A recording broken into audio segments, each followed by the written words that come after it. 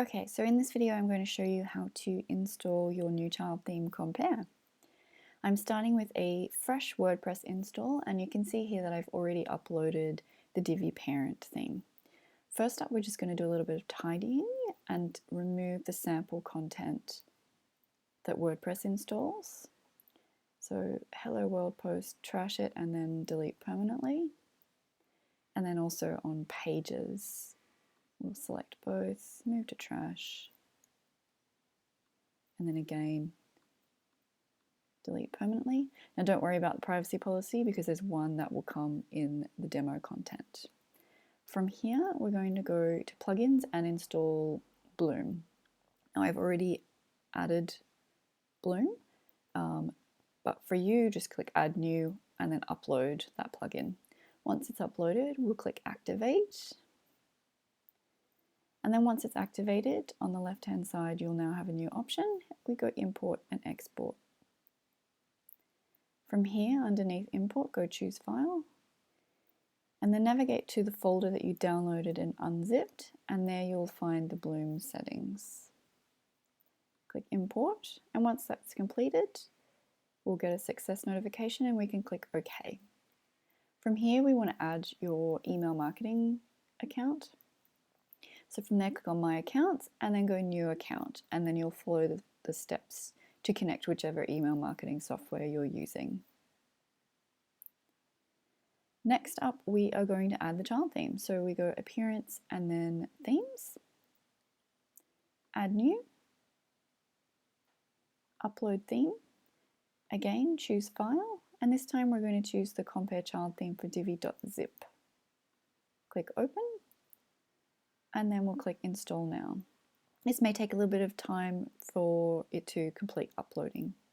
Just a note on the Bloom plugin as well, make sure that you do those settings first before you upload the child theme and install the demo content.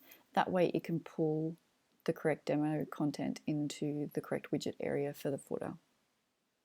Once that's finished uploading, we're going to click Activate.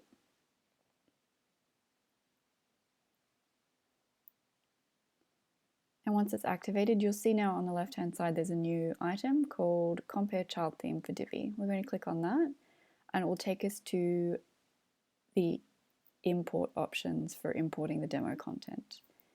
We want to make sure that each of these items is checked, and if you'd also like to import the suggested plugins, in which this case is the Instagram feed, also make sure that they are ticked to install and activate upon import. And then we're going to click the Import Demo Content button.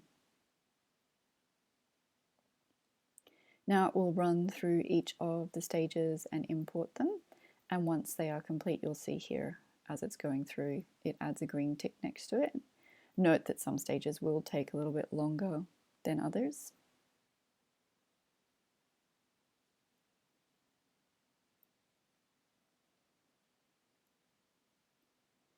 And then once they're all ticked, you want to wait for the success message at the bottom, which says import process completed. So there we have it.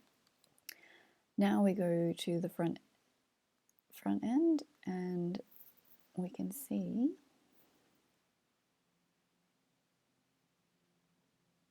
that our demo has completely installed. All of our menu items and pages have been loaded. You can see as we go through. And that's all ready. So the only final step you have to add is the Instagram account to connect that through.